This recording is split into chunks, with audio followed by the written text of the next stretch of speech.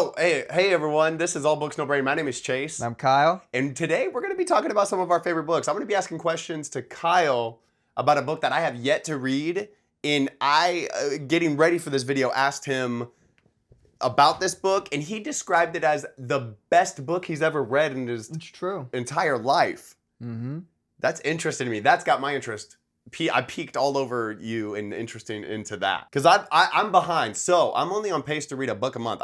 We're halfway through February and I've only read I've read a book and a half. I need to pick up the pace. I haven't really been dedicating the time to reading like I should. But out of the two books that the one I'm halfway through, I'm absolutely in love with, and the one that I finished was right next to you have asshole right here being sniffed by another dog.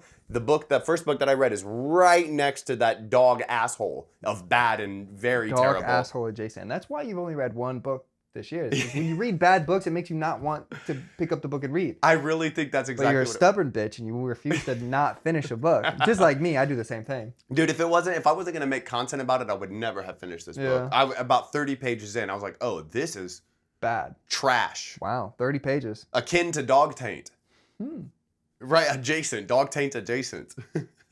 So size really doesn't matter. It's all about location, bub, and what it is. Yeah. But Shadows Upon Time. Tell me about that. By Christopher Rocchio. It is the final book in the Sun Eater series, and it is absolutely phenomenal. I've never read an entire finished, completed series and then wished it was no longer finished. Yeah. It's usually the opposite of like, oh, I can't wait to see how this finale is, how the book series wraps up. Oh, that was a good conclusion. Great book series. No, I want more. Yeah. And he's been very adamant that this is it, that we're getting no more of Hadrian's story. Oh, let him mismanage his money and get broke and then he'll write another book. Right. Dude, I was thinking about that on the way over here I literally hate the feeling of a world ending. I hate the feeling of ending a good book. Mm-hmm. Obviously, it's give and take. Like, I know it can't go on forever. Obviously, it would start to suck. You'd start to resent it. It can't be good forever. But I hate the feeling. It's like it's like trying to get my daughter to leave a park. Yeah. It's like you knew when we got here we would eventually have to go home. But nobody wants to leave the park. It's true. Nobody wants a good book to end.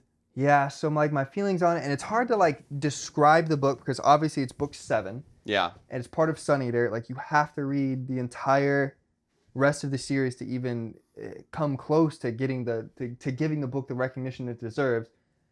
But the entire series follows the main character Hadrian, and we only ever get his perspective. It's only from Hadrian's perspective. We get his internal dialogue and his worldviews, his thoughts, his opinions on other characters. We don't really ever get to see from another person's eyes in the world. And that in and of itself, I think, is like very unique because I think most books are going multi-perspective. Most books, especially most books that are trying to artistically present this scale. Mm-hmm. Yeah, this scale and build a universe this big is, to have it from one perspective, is definitely unique. I don't think I've ever read a book that's, that grandiose from such a limited perspective, which he's even telling you, because it's like his memoirs, he's even telling you, like, I'm just a simple man, I have one POV, here's what I remember. Yeah. Type vibe. So a lot of people compare it to Red Rising, and I actually made a recent video comparing the two, and it really helped me get my thoughts together on why they're different and why, honestly, they really shouldn't be compared. Yeah. They're both space operas, and and they have space battles and swords. Like that's pretty much where the similarities end. Which I've only read the first book, which is Empire of Silence, and there's none of that.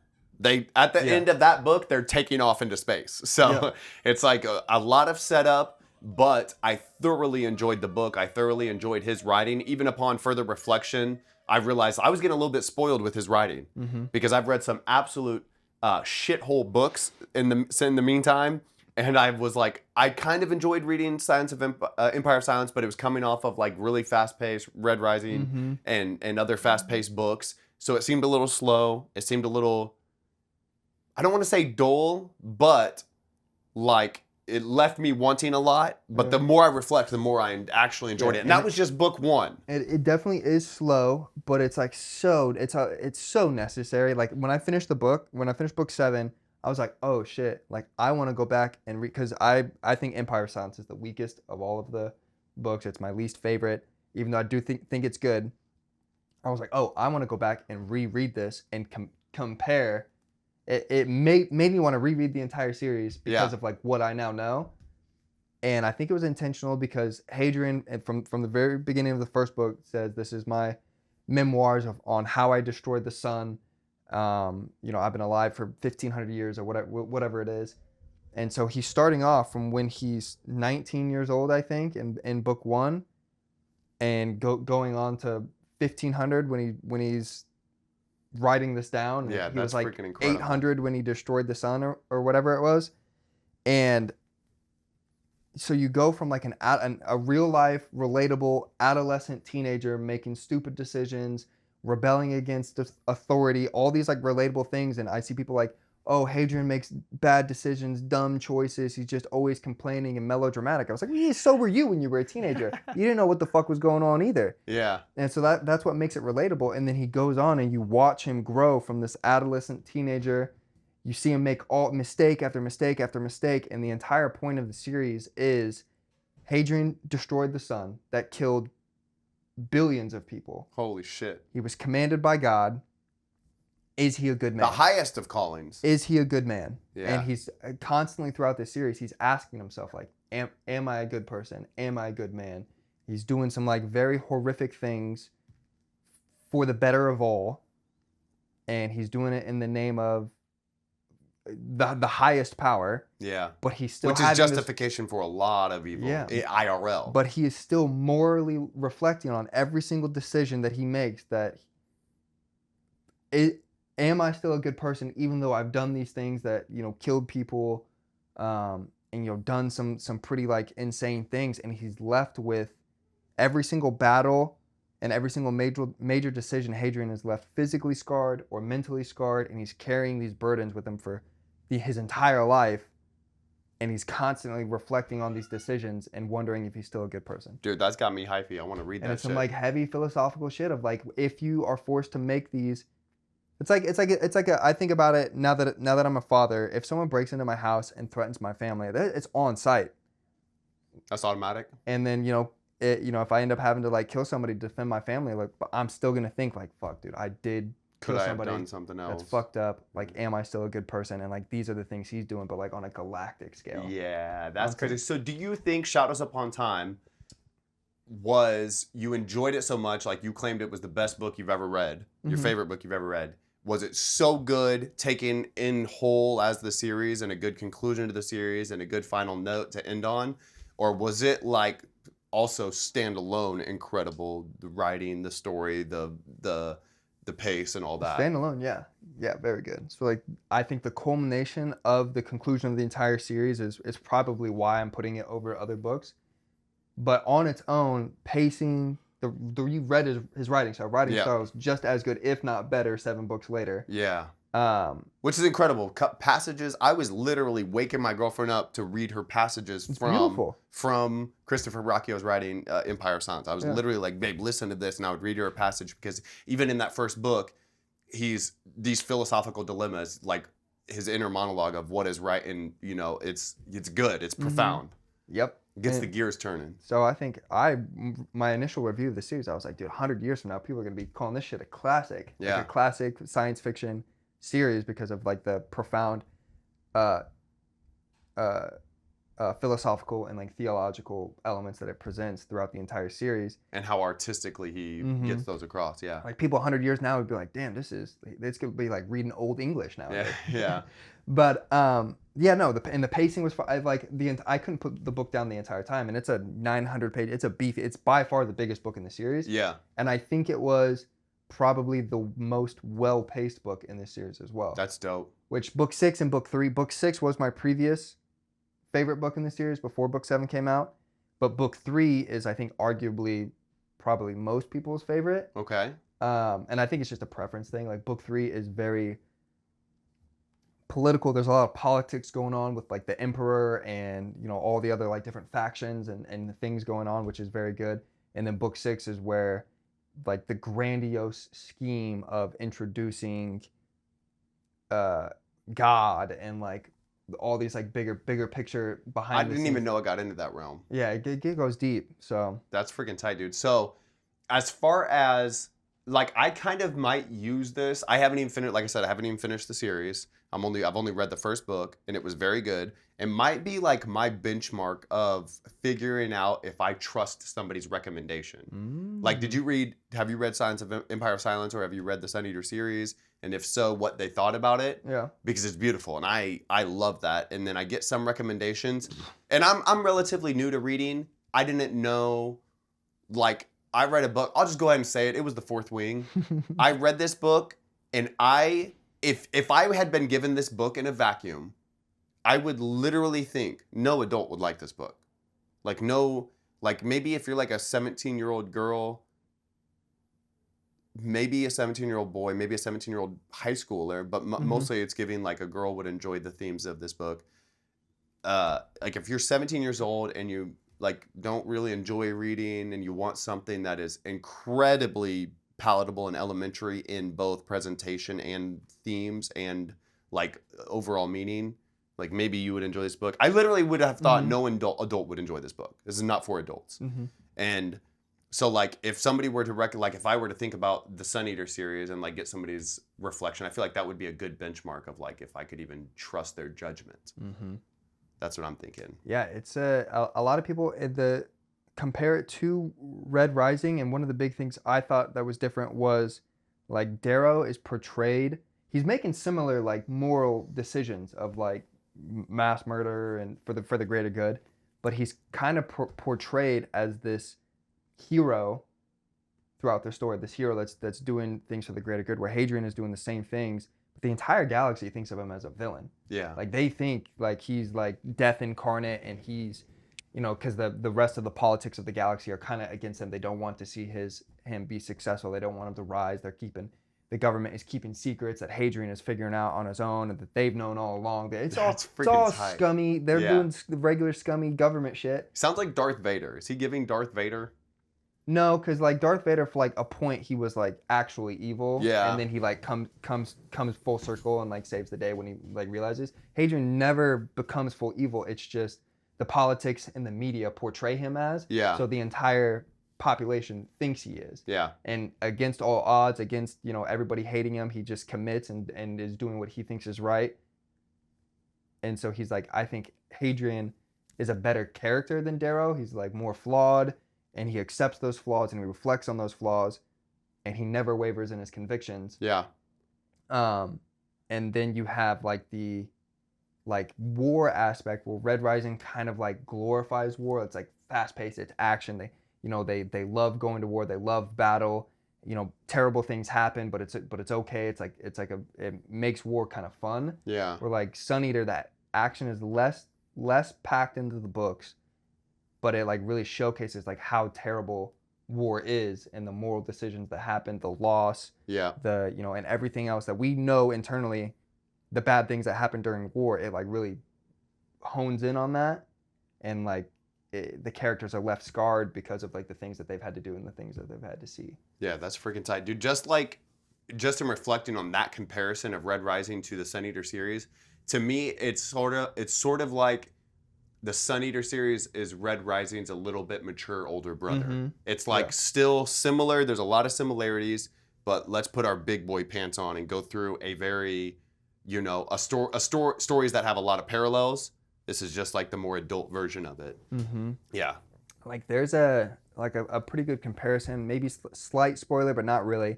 So like in Red Rising, Darrow. Okay, so spoilers.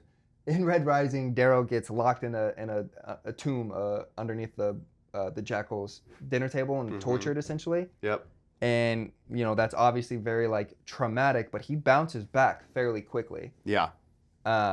And it's kind of like moves on past it, and that lasts about a quarter of book 3, maybe even less. And then doesn't really ever get brought up like later in the later on in the books, like very few times, and nothing really significant of like him being tortured. In Sun Eater, there's a similar kind of time where Hadrian is being tortured, and it haunts him for the rest of the series. Yeah. Throughout the entire series, it's a very heavy theme of he is Psychologically? Psychologically, like hindered and tormented. Oh, he's got PTSD from... by what had happened, Okay. and it is constantly brought up throughout later books. So that was a defining characteristic, like shaping his personality and his decision making, and which makes perfect sense because like I think the thing about Darrow was he was like, he does question and he does realize he makes mistakes, but he was so steadfast in his convictions that even that like literal 9 months in a dark cell cramp where he couldn't even stretch his legs, 9 months in there being tortured, was like, as soon as he gets out, he's back on track. He's right where he left off because the goal is still the goal and is still so important. So like if you're constantly questioning things, it gives everything more meaning of like, is what I just went through even worth it, because I might not even be doing the right thing. I don't know the exact time. I can't remember the exact time frame of Hadrian, but Hadrian's like tortured. He's like tortured for like 40 years. What? He's in like captivity being tortured for like 40 years. God. And then it takes him like 100 years to like get over it and like get back into the fight. I guess when you live 1,500 years, the shit is stretched out. Yeah, everything is elongated, and so... Your whole life is gaped. Yeah. And I mean, the events of your life is... Yeah, he got gaped, dude. Oh, no. Oh, no. But yeah, so it's like these like everything that happens, Hadrian's entire life. And I think it's just cool to see how like his decisions and the things that happen to him actually shape him as a character moving forward in the books. Where, like you said, Darrow is Darrow pretty much from beginning to end. He does reflect and like change his opinions and the way he does things, but it's to me it's just not to the extent of like how a real person would act. He's gung ho. He steamrolls obstacles, and what you gotta respect it, dude. I do respect it, and I'm not. It's no Darrow hate. I'm just comparing the two characters and why I think Hadrian is just. I think he's just a better character. And Darrow is just a better hero. If you're looking for like a hero story, Darrow is the fucking dude. Yeah. What do you think? What is your favorite aspect? If you had to pick one single aspect of Shadows Upon Time, the conclusion of the Sun Eater series, what do you think the author does the best, or characters or scenes, or what is your favorite thing about that book? I think it would have to be the way that he wraps up all of the characters' stories in a meaningful way, but still leaves you questioning on like where these characters are going. But like and it's like hard to like talk about without getting into spoiler territory. But because we only ever get Hadrian's perspective, I think it's harder to care for and feel for the other characters because we're not getting insights into their mind. But through Hadrian's relationships with the other characters and from his perspective and the way that he cares about them, I think Shadows Upon Time was probably the best of the book, making you care about the other side characters. Yeah, which is hard to do from a limited perspective. Right. Yeah. So I think I was reading the book and obviously I cared about the characters beforehand, but like I was really like I'm getting emotionally touched about when things were happening to the characters in the story, especially in the final book. And I just think it's a culmination of it. I think he originally pitched it as a trilogy, realized it was like, nah, too big, and then I think he moved it to like five, and then he was like, no, it's still too big, and then moved it on to 7. Dude, I think it's so cool, this sort of timing that's happening between the comparison we keep making that Christopher Racchio wrote the Sun Eater series, and it's coming out and like gaining popularity and gaining traction, like sort of right alongside Red Rising. They're both doing sort of the same thing, and they're both gonna be 7-book giant space series. And it's like you've got these main characters, so many things that are happening. And I've heard like To Ramble, we're talking about how like they can't decide. It's really dependent upon book 7 which of these series is going to end up being their favorite, because they're both so great. Yeah. And that's kind of where I'm at. Empire of Silence currently is my #1 series of all time. I think depending on Red God, that could switch, but I don't think so. Yeah. Because just you've enjoyed this ride more. No, because just the themes it tackles. So it tackles a lot of the themes that Red Rising does internally, but it is heavily philosophical and theological. Yeah. It like gets into like the creation of universe. They talk about like potential like simulation type things, and those like big like philosophical aspects I really enjoy. And Red Rising is not really as much as that, and it's more fast-paced action, character driven, which is good, and I do love it, but I just like the philosophical, it's kind of comparing thought-provoking things. Yeah, it's kind of comparing apples and oranges. Yes, they're both fruit and they seem to be alike, but once you dig into it, there's a lot of differences. Dude, that is like one of my absolute favorite things of Empire of Silence, and you get to it a little bit in pretty much every large-scale fantasy or sci-fi needs to be hitting on religion and have like theocratic themes to it, like reading Empire of Silence, the chantry, the religious aspect, the religious body is a huge part of it. And what I love is reading fantasy or sci-fi, reading how religion has been bastardized, manipulated, and freaking just completely. When it's written in a story, it's so easy to see how corrupt it is, and it's so easy to see, well, it maybe started off as something true and real and good, but it over time has completely been changed by man to be a bad influence with selfish desires and goals. And when you see it in black and white and writing throughout a story, it's so easy to see these things. But then once you are done reading it and you reflect, like, holy shit, we're not separate from that. That is literally what's happening.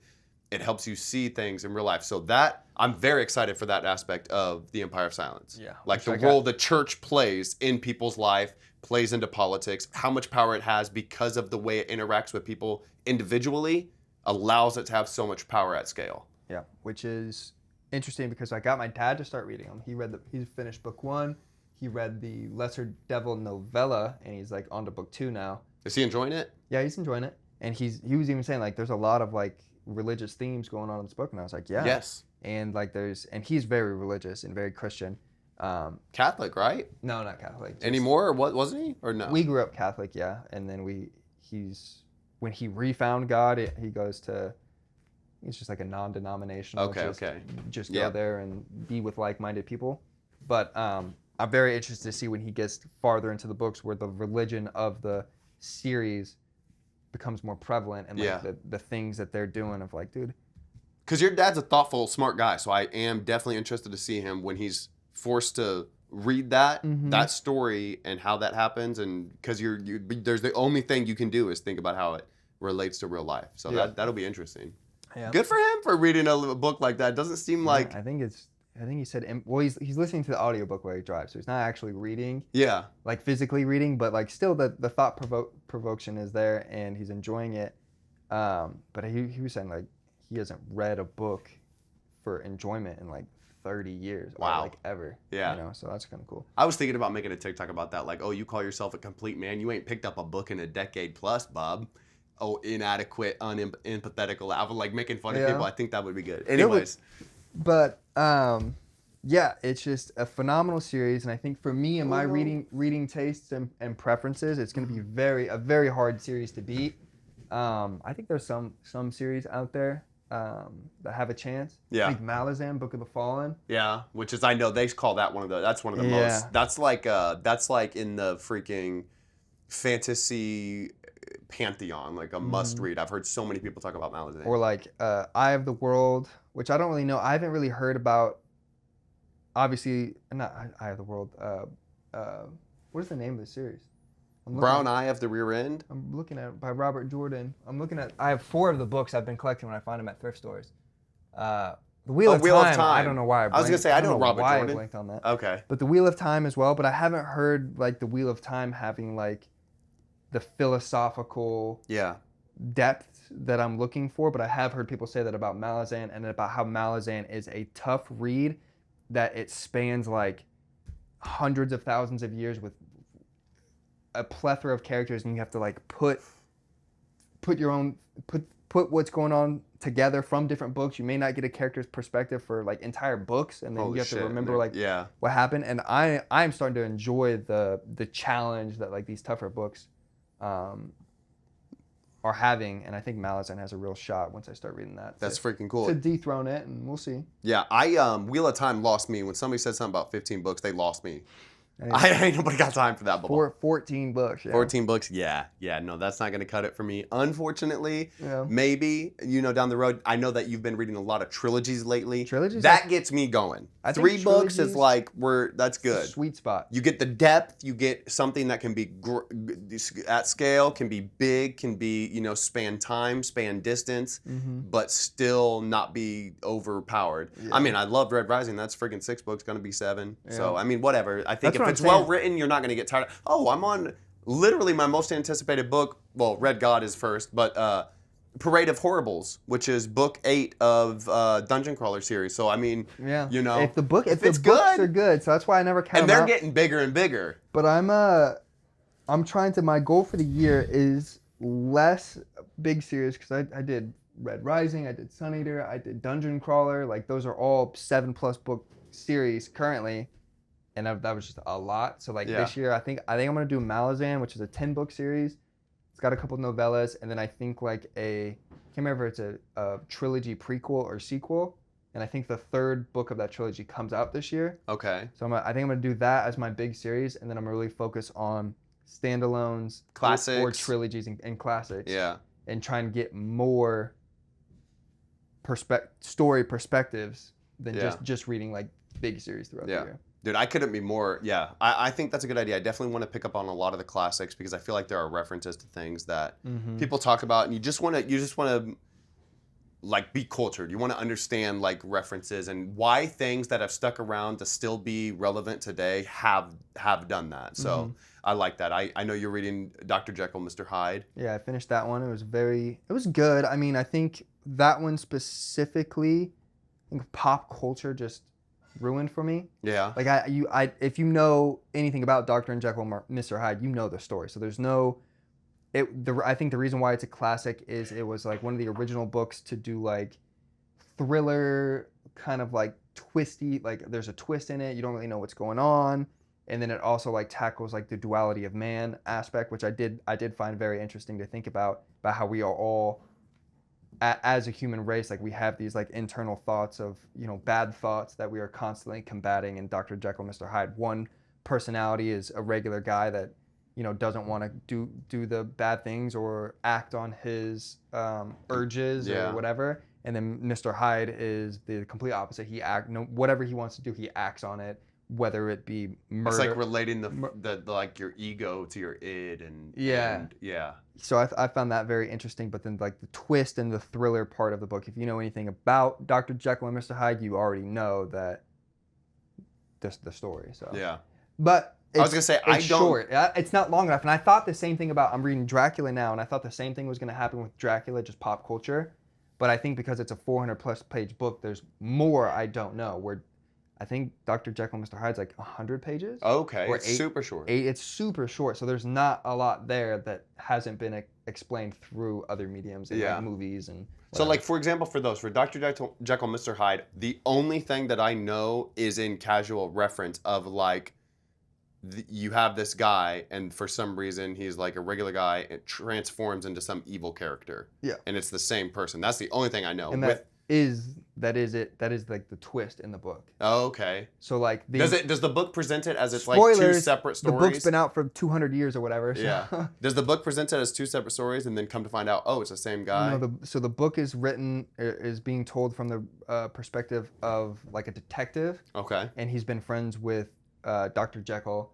And then he like has run-ins with Mr. Hyde, and he's like, and then Mr. Hyde is like committing some crime, like a girl gets murdered, and some other things are going on, and he's trying to like figure out like where's Mr. Hyde, and he knows he has a correlation with Dr. Jekyll, like they're living in the same house, and so he's trying to like figure out the whole thing. Yeah. But like, as a reader, I knew the whole time that Mr. Hyde was Dr. Jekyll, that he takes the little serum and transforms. Oh, it is Green Goblin. Yeah. It is Green Goblin, where he's kind of trapped, and he's kind of, even Dr. Jekyll is like a victim almost. Or the Hulk, like... It is that, and that, so like the whole twist of like, oh shit, Mr. Hyde was Dr. Jekyll. Yeah. Never really hit for me, but... That makes sense. It's short, and there were other aspects of the good. The writing was very good. Yeah. It's kind of like older English, but not super crazy. But it was good. And then the only thing I know about Dracula is he is a vampire and he lives in Transylvania. And what else? He's super old, can't die. I feel like I don't even know if this is true, but a lot of vampire like archetypes come from this book of like garlic, holy water, wooden stake type stuff. Yeah, so it's kind of the vibes. I'm halfway through, and it's really not. I was thinking it was going to be heavy Dracula focused. It's really not. It's a lot of journal entries from the different characters, writing letters, either writing journal entries or writing letters to each other from the different places. And in the beginning of the book, the guy goes and he stays with Dracula in his castle in Transylvania, and then like that's kind of where. That's like maybe like the first 50 or 60 pages, and then after that there's only like you can just tell that like Dracula or a vampire is around. Yeah. But like nobody's really talking, but it hasn't gotten back to him yet. Like, interesting. So it's like I was wondering it's a lot less Dracula than I thought. A lot less of Dracula in the book Dracula than I thought. I was thinking about it like, do you think, because at the end of last year, I started making my TBR for 2026 and try to whittle down, because obviously there's so many books that we hear about, so many good books, try to whittle down, okay, what do I actually want to try to accomplish in 2026?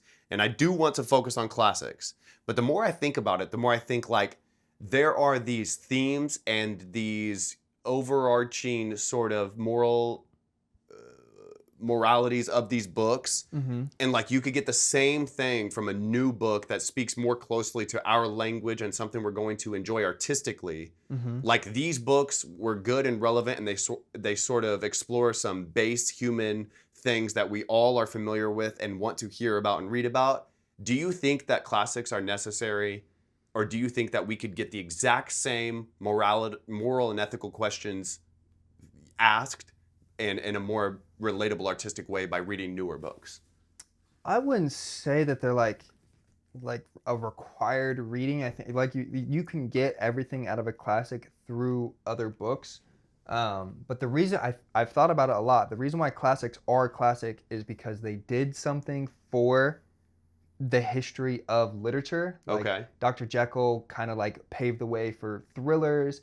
It paved the way for the discussion of duality of man and like this psychological aspects of that. And I think because of that, these books are worth the read, because you can't know where you're going if you don't know where you've been. Yeah. Like historical vibes. Yeah. Like reading like where it all started, it's like one of the same reasons with like Lord of the Rings, like is a pinnacle of fantasy. And it on its own is very good, but I think eventually it'll kind of get phased into that classic where people really aren't reading it because it's old and it doesn't keep pace with modern books. Yeah. But it provides like the foundation of why do you enjoy what you're enjoying reading? It's because this book provided the foundation, and I think that in and of itself is a reason to read. I think that's actually a good point. So I will be reading some classics just to have a better understanding. But what I think, and like I'm making up the situation in my head, the authors that I like, I want them to read all the classics. You guys be familiar and with your forefathers and know the foundation that they've set, and then do good that make better you for me. Yeah. Yeah, that's what I want. In an ideal world, that would be fucking great. Yeah. And I feel like a lot of authors do. I think like I watched a video of Pierce Brown, and he was talking about his inspirations for Red Rising, and it was Dune, which Dune is the inspiration for a lot of sci-fi. Yeah. And he was talking about Hyperion, which I haven't read. Am I tripping? I feel like Dune is to sci-fi as Lord of the Rings is to fantasy. It's like these are everybody... The pinnacle, which I've only ever read the first Dune book, and that is on my list of like get to. Yeah, eventually. But I have heard it kind of falls... I heard like the original Dune trilogy is like books 1 through 3 are like very good, and then the later books are kind of like weird. If you're a commercially successable author, I don't want you to do nothing but read and write all day, please. For me. Yeah. Live your life for me, entertainer. Do you want to talk about Fourth Wing? Yeah, let's get into it. So it's the only book you finished this year. Don't roast me. That's a shot. That's a shot right there. I haven't had a lot of time to read, I wasted it on that. I wasted my fucking time on precious time. That's one of my goals too this year is to DNF books I'm not enjoying, because maybe even I think with what you've said with Fourth Wing so far is it probably would have been a never work for you. Yeah. But I've read some books that I feel like had I just set it down and come back later, I could have enjoyed if I was in a different headspace. Yes. For what I'm This is what not I'm looking that. for. This is not that. There's definitely absolutely, like you said, hate read a book earlier, and I started laughing because that was Oathbringer for me. That was Oathbringer of I was kind of burned out in the Cosme. I was kind of burned out on Brandon Sanderson, and these books are 1,300 pages each, and I'm like 800 pages into Oathbringer, which is 2 novels. Let's be real. That's 2 novels deep, and I still have a whole novel to go of 1 book. And I'm talking about worth of reading. And so I'm 800 pages in, and I hate read the whole entire ending of Oathbringer, which is the Sanderlanche, which was a lot of cool, interesting, fast-paced things finally happening, and I didn't enjoy it because of where I was at. Fourth Wing is not that. Fourth Wing is a completely different, separate type of hate. Oathbringer was vegetables of like, well, I don't want to eat my vegetables. I'd rather have something else, but I'm going to eat it because I know I should. Fourth Wing was dog shit. It's like, no, you don't have to eat this at all, and no one should eat this, and you shouldn't be eating this. There's no value you're gonna get from it. It's not vegetables. Vegetables you don't like for appropriate reasons. Dog shit is just not good to eat under any circumstance. Universally known, dog shit should not be eaten. Or red, for that matter. So I've got the Fourth Wing posted up next to my toilet at my house. Oh, that's my roll of toilet paper. Never mind. I wipe with it and flush. I was thinking it was the text. It's not. That's a roll of toilet paper.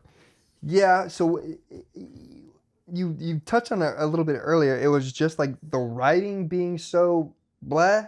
Dude. Because you've said like I don't know if you said this in the podcast yet, but you were telling me earlier about the theme, not the themes, the idea, the setting, the dragons, the magic, like all these things. Cool. Nothing but potential. Yeah. Yeah, so in this world, they have dragons. The dragons want to naturally defend the territory. So the dragons and the riders, it's the trope. It's the academy trope of it being at school and learning. So we follow the main character, Violet Sorrengail, who is the frail little weak. Apparently, there's a disabled. Violet is her name. Her name's Violet. Apparently, there's a disability like. I don't want to say pandering. But inclusivity. Violet is his daughter's name, but that was making me think of, wasn't there another book that Violet was the name? It was milking the okay, so they are the same. So these romance books are using my buddy's daughter's name as their main protagonist. Which makes me, I don't love it because there are sex scenes, but it's over there somewhere. I was looking for Kyle's got the milking farm. That's right there right next to that orange book. Oh yeah. Morning Glory Milking Farm, and when I was reading the back, her name is Violet, and I was like, my boys got us this as a joke, and I was like, I don't want to read that. That's my daughter's name. So, in Fourth Wing, we follow Violet Sorrengail. She's the main character, the protagonist, and it's an academy setting. The trope of the character going to an institute, a school, whatever you want to call it, to learn, get a lot of exposition that way. They're learning stuff as the reader's learning stuff. It's cool. I like the academy. It's a good vibe. It's a fucking good vibe, and I see why authors use it. I loved it, that aspect. It's very unique in that these dragons want to defend their territory, so they've developed a symbiotic relationship with the riders, the ones they deem worthy to be able to bond. Once you bond with a dragon, the dragon is able to manifest some of their magic into you, so you as a rider get some magic and you communicate telepathically. Like you can learn to block them out, but really you're connected at all times with your dragons. Super cool idea. And apparently that's what I was saying about Violet. Like there's like a disability type vibe that she is to like be inclusive. The author, Rebecca Yarros, she's like disabled and grew up a sickly child. That never really came across to me until I started reading comments. I was making videos about Fourth Wing and reading comments. They were like, well, she's disabled, blah, blah. And I was like, I never got any of that vibe. I got frail, dainty because she takes dick like a champion. So explain to me that? Obviously, she's not that fragile or frail. Like, just weird stuff. But what I was saying is the vibe is there. The potential is there. Everything was good.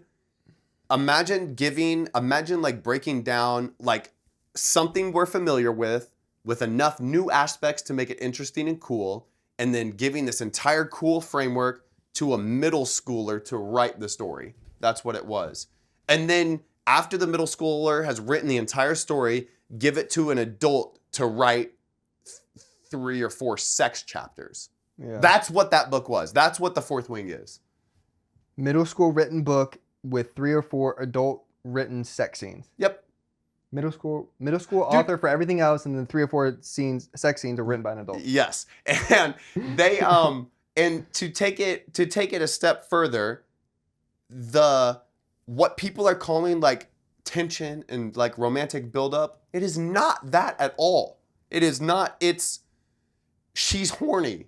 She's literally horny all the time. That is the tension and the meaningful buildup. That's not romantic. That's sexual. Mm-hmm. Let's keep it G real. Which obviously a lot of time in real life, the romantic relationships stem from like, oh, I'm sexually attracted to them, and then maybe you hook up, and then something comes from it. I don't know, but it's like all about that. I've never. I have a girlfriend, and I waited for her. It's like even what should be meaningful romance is not there at all. Yeah. At all. I've read books specifically coming to mind is Blood Over Brighthaven, where the romance is not. It's not a romance book. It's not even supposed to really be noticeable in the book at all. And that book touched you. Touched me in ways because of the real life way the romance played out of we don't have time, we have much bigger fish to fry, but there's this underlying connection that the main character has with this guy she meets the whole time, and when they finally kissed, I was over the moon. Yeah. And it was not a part of the book at all. That's real life romance when you have crazy things happening in your world. Fourth Wing was, god damn, it was a hot pile of dog shit. It was a cold dog turd is what it was. It wasn't even a hot pile of dog shit. It was just so bad, dude. And I read about 60. You're like, it's the dog turd that's cold enough that it looks like it's solid, and you go to pick it up and it fucking crumbles and smushes. You step on it and you break through the crust and it's oozing between your toes. That is this book. Dude, I was about 30 pages in and I was like, well, I mean, this book kind of fucking licks ass, which is normally a good thing. Normally something I'm a fan of. I was like, this book kind of is hitting it from behind and pulling my hair and not giving me a reach around. This book sucks. So I take up arms and go to social media and ask, like, does this book get better? Is it worth it? Everybody says yes. Sounding gets better. Dude, this book has so many awards. I opened the first page of Fourth Wing. I'm seeing all these awards and I'm seeing nothing but the highest praise and it makes me not trust social media at all. It's going to be my new benchmark. Dude, I just finished Fourth Wing. What did you think about it? And somebody's like, yeah, I loved it. I'm like, fuck you. Block, delete from contact list. I will never talk to you again, Mom. Yeah. I mean... like you said with Empire of Silence, how you're going to use that as a benchmark for people because of my recommendation. I'm going to use Fourth Wing as mine because I have some friends that have been telling me to read some books, and then they're like, oh, like... And then they make videos comparing that book they recommended me to read with Fourth Wing. And then based on your experience with Fourth Wing and how we've read a lot of very similar books that we both really enjoy. Mm-hmm. So I feel like our reading tastes are similar. I don't trust that guy. Yeah, fuck that guy. Do not trust. Somebody recommend. And that's a thing. So there are different strokes for different folks. If you ever recommend Fourth Wing to me, I will fucking blacklist you. You will be blocked from my life. It will only ever be coincidence that we like the same book and read the same book. Dude, it is that bad. It is that fucking bad. There was a spoiler alert, if you haven't read Fourth Wing, don't waste your time. Come to find out, it's just like every other book ever. Not every other book ever, but the girl was being deceived her whole life. The bad guys are not the bad guys, and the good guys are the bad guys. It's every story ever. I saw it from literally page 4. Mm-hmm. I was like, okay, yeah, her mom, this is not what they're preparing it to be. The population is being propagandized to, and they're not bad guys. There's more to who we think the bad guys are, blah, blah, blah. No twist whatsoever to me from like about 9 pages in. That was the devil's to me. The good guys are the bad guys are the good, like the very typical elementary fucking twist. That was The Devils by Joe Abercrombie. And that was the main big twist? Yep. Same thing for Fourth Wing. I read that book too. Yeah, same thing from Fourth Wing. There was one minor twist / surprise at the end of Fourth Wing that I liked, which, spoiler alert, skip ahead 10 seconds from here if you don't want to hear it, is her brother ends up being alive and she thought he was dead the whole time. And that was a good little twist. Yeah. But that was a sub twist. That wasn't even the main thing. So Yeah. bad, dude. Fucking bad. Every aspect of it not every. So good could have been good idea. I mean, I guess in that sense, anything can be a good idea if it's, you could have a shit sort of boring premise. If it's executed and presented and wrapped up nicely, that could even be good. Yeah. So just bad. Yeah. The book girlie's going to hate you for that. Fuck, man. Don't be mad at me, ladies and gentlemen. If you liked Fourth Wing, I think that this is what it is, and this is not even to be condescending. I'm not a book elitist or anything like that. If you like Fourth Wing, we just want different things out of books. That's simply what it comes down to. Yep. Like my girlfriend will be, I mean, it's the same thing as watching like reality TV. Mm-hmm. People enjoy reality TV. They're not watching Jersey Shore to be intellectually stimulating and meaningful. They'll just have The Office on in the background. Because it's like just kind of entertainment, lighthearted. You don't have to do much. You're long. You know what I mean? When people read books, they're reading for separate reasons. I am not reading for Fourth Wing reasons. I'm reading for Red Rising reasons. I'm reading for Empire of Silence reasons. I'm reading for like Blood Over Brighthaven reasons. Those are like stimulate you intellectually and emotionally. 100%. Challenge you and provide you with different perspectives. Dude. To look at life with. I've pretty much learned I need things to be challenging in my life. Like even like physical tasks, if I get bored, it will not be able to hold my attention. Same thing with the book. If I'm reading, like right now I'm reading the 5th season, which is N.K. Jemisin, which is the first book of the Broken Earth trilogy. And I have no clue what's going on. I'm halfway through the book. Not no clue. Obviously I have a good grasp on what's going on, but it leaves so much ambiguity regarding the setting, regarding the characters, regarding motivations, regarding what is happening? There's magic system at play that I don't know how this universe works. And because she gives you just enough to be able to follow the story for it to be coherent, but she's not holding your hand with saying, here is how you bond with a dragon, and only one person can bond with one dragon. We all know. It's like she's not spoon feeding us the information regarding the world. It makes for a much more enjoyable read. Yeah, when you have to put the story and the setting and everything else together yourself and come up with your own conclusions. You gotta work for it, Bob. Dude, imagine watching a movie where you don't have to fill things in, and it's like every single piece of information is given through either inner monologue or dialogue or I don't know, cheesy ass setting where it's like giving you stuff. It's like, well, this sucks. Like this is not a movie for little kids, and that's what Fourth Wing was. Everything was said out loud. Everything was in her monologue. It was like they would have like the potential to give a little bit less, which would give more, and Rebecca Yarros would never take that opportunity. She would always just say things, and I'm like, oh, okay, well that's stupid. Yeah, which is incredible to think about because I haven't read Fourth Wing, and I probably will never will. Dude, if you read it, I would be mad at you. Yeah. I would literally be your time. I would be like, well, okay, well now you read it and no, I would be like, I fucking already told you. Not even like, hey, read it just so you can be familiar, you could see why people. No, don't waste your time. Yeah. Anyway. So I probably won't ever, but like it is universally one of the largest modern book series, most loved book series. It is at Barnes & Noble. It's got 17 different locations. The book is posted up. It's like an end cap. In every single format, hardback, paperback. There's 3 different versions of the hardback and paperback. Yeah. Like it is literally taking over so much of the reading culture. Like I think it might be a grand ploy, dude. It might be a big book, a malice scheme to undertake the dumbinization of readers, to get readers to, it's like that TikTok sort of mentality and attention span and hand holding and playing and preying on humans like psychological weaknesses. That's what the Fourth Wing might be doing. Big book is here to plant and make you think, here, be entertained. And it's which is crazy because you say that, and I've gotten a lot of feedback of that from book elitists, which we're not trying to be book elitists. I swear to God, dude. I listened to everybody and read Fourth Wing to not be a book elitist. But they say that same argument about books that I love, like Red Rising and Mistborn and How can I think so highly of these books and the way they're written and the story they're telling then? yeah, that's what I'm saying. So like the literally exact same comparison of being dumbed down, well, blah blah blah. Yeah. But they say it about Red Rising. But I don't know. I read Red Rising. The writing is phenomenal. It's very good writing, but it's not overly complicated or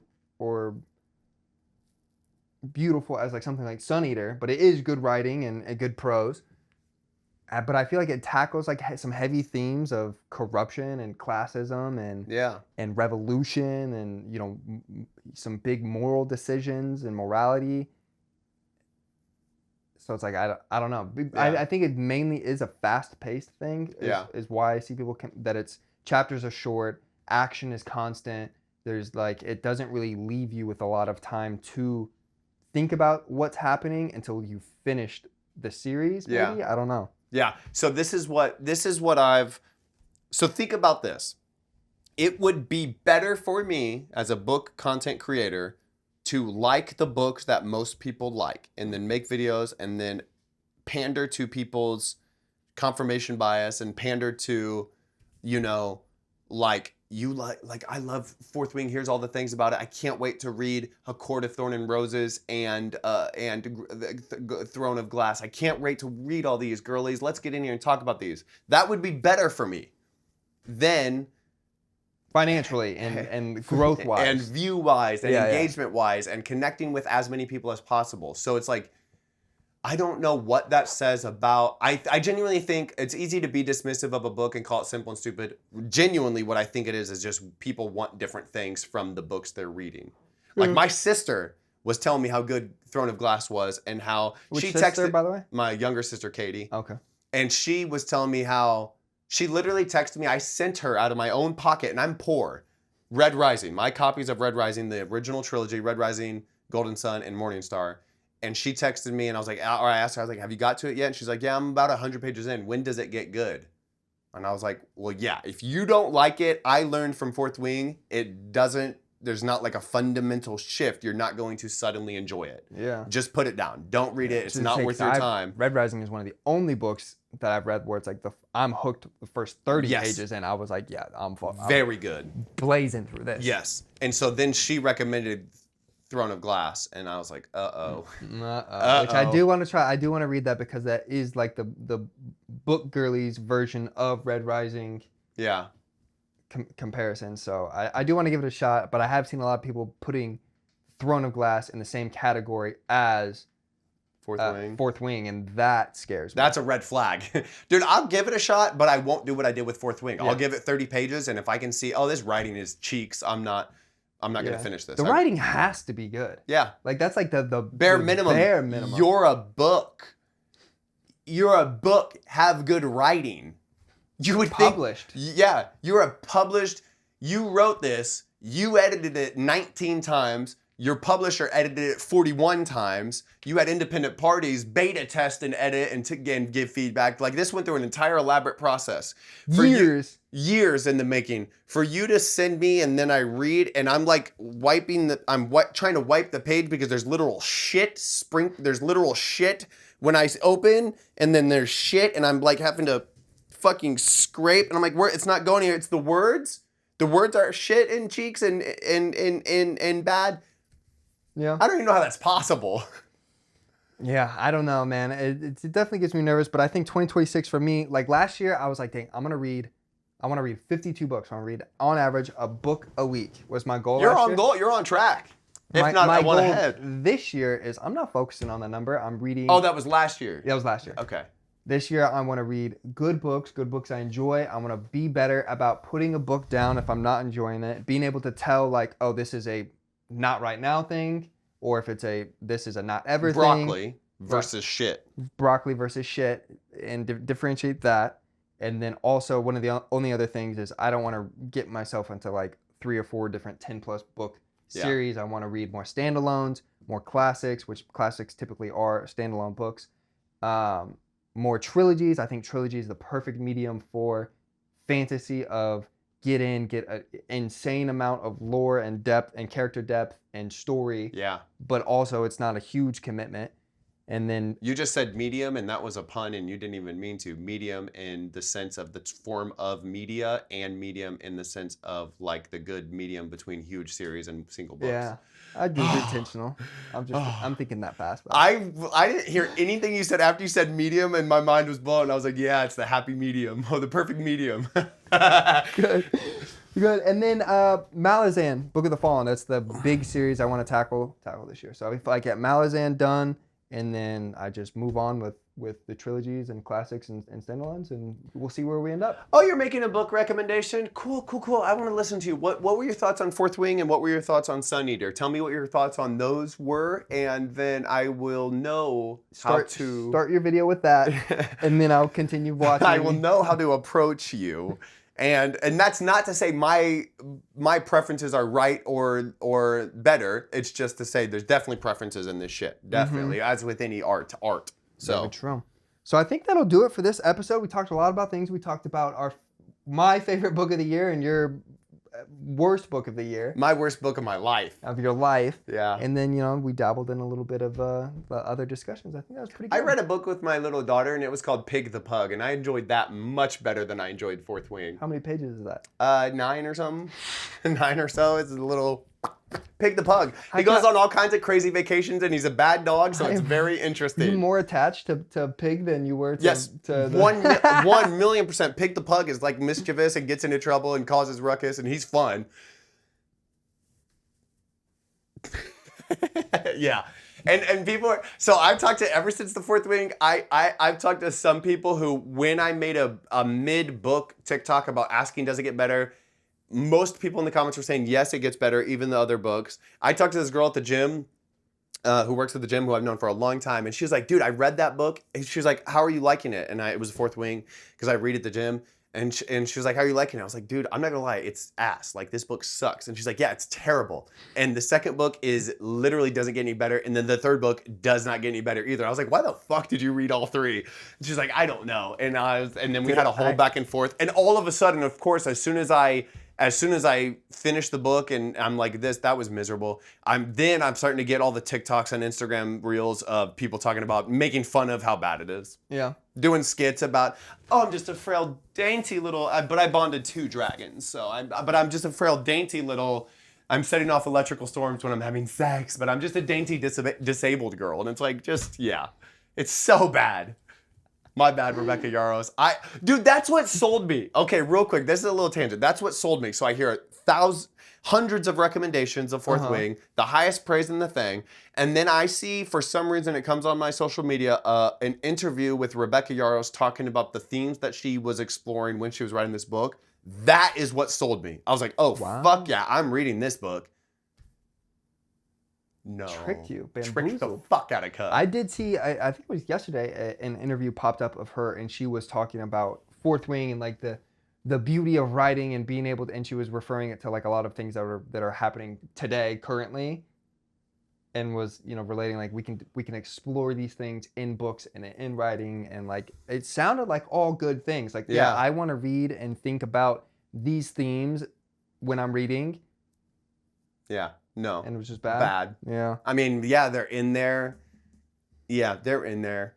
Yeah. I think I read the Poppy War trilogy, and like same but like different. Maybe I could had not read it then and would have enjoyed it. I don't think it's quite to the fucking dog shit level of Fourth Wing. It would be like akin to maybe like what's slightly above dog shit. Like litter box, like rotten food, maybe. Okay. Like a pile of rotten food. It's like, if I would have gotten to that at a different time, it would have been good food. Yeah. It would have been food. Healthy food. Health food. Health food. Yeah. So, the writing was good. The magic system was. You're talking about Poppy War. The Poppy War, yeah. The magic system was interesting and unique. Not quite like what I would want, but like good enough. The story is a like historical fantasy, so it tackled a lot of like actual real life like fucked up events that happened in real life. I thought that was the best part, but then like the main character is just as insufferable as a main character can be. Yeah. And I think the book's not written for me. And she just deals with a lot of like girl problems, periods, and like things obviously I can't relate to. I mean, if you're having girl problems, I feel bad for you, son. Yeah, but I don't know. It was it's a whole other thing of like, I kind of like just hate read that series. And that is the thing. Then I thought, why did I go all the way to book 3? Book 1 was the best of the shit, of the rotten food. Because it had the most like accurate historical aspects to it. Yeah. And then it just progressively got worse. That was the story I read, Babel, also explored like historical themes, Asian themes of the like Poppy War, of like European, specifically British colonization, and like not selling opium but exploiting opium and selling it in Asia, knowing it is destructive, obviously, and they'd have like opium dens, but it being outlawed to sell here, but let's go over here to other countries and sell it, and starting a fucking war. So even that was explored historically in Babel as well. Yeah. Which I've never read Poppy War, so I don't know. And you didn't like Babel either. But it was not... Dude, you talk about potential. That thing had... Imagine like a human being with nothing but saggy skin. So much potential for growth. To be a giant among fantasy and magic. Yeah. To just see, that makes me nervous. So I didn't saggy skin. I didn't like Poppy War. You say Babel's not worth the read. I have Catabasis. Well, hold on. Babel might be worth the read. Babel was not bad. Not even anywhere close to Fourth Wing level. Babel was good read, finished it, but just left me wanting so much more with regards to the potential that was available. And just simply wasn't capitalized upon. Yeah. Yeah. Okay. It makes me nervous. I got Catabasis over here, which is R.F. Kuang's newest book that I haven't read yet. It makes me nervous because she is one of those authors, and I think she's a very good writer. She seems to be very intellectual in her writing, which that in of itself makes me want to read her books because she seems smart, and I like to read things that make me feel dumb, which makes me smarter, hopefully, is my thought process. Is the begging of me doing it. And so it's not that aspect of it that I don't like. It's just... Poppy War specifically, it was the main character. She just never gets better. She makes it's the thing that people complain about Hadrian being a young dumb making bad decision after bad decision, but just never any character growth. Yeah. And the side characters in the Poppy War trilogy, instead of being actually fully fleshed out characters in the trilogy, are pretty much just used to be the main character's conscience of, you shouldn't do that. That's very bad. Don't make that decision. And they're just being used as the main character's conscience. And it doesn't make any sense. They don't have any depth to No, themselves. there's no depth. There's no, like there's, Babel to me, definitely worth the read. Babel to me is definitely worth the read of... Okay, it makes me feel better about the Catabasis. Yeah, definitely worth the read. It was good. I finished it, no problem. Enjoyed it while I was reading it, but was left feeling a little bit shortchanged and like, oh, there was so much. Dude, the magic system of Babel, and we're going off the rails, we're going way long, but the magic system of Babel, that's where the potential was. It was a magic system based on linguistics, which was fascinating, dude. That's why I bought that for your birthday. Yeah. I thought you always talk about linguistics. It just comes up, and I was like, oh, this is a magic system about linguists. Yeah. This is gonna that was there. But then you were like, oh, I hated that book, Kyle. It's the worst birthday gift ever. And I was like, wow.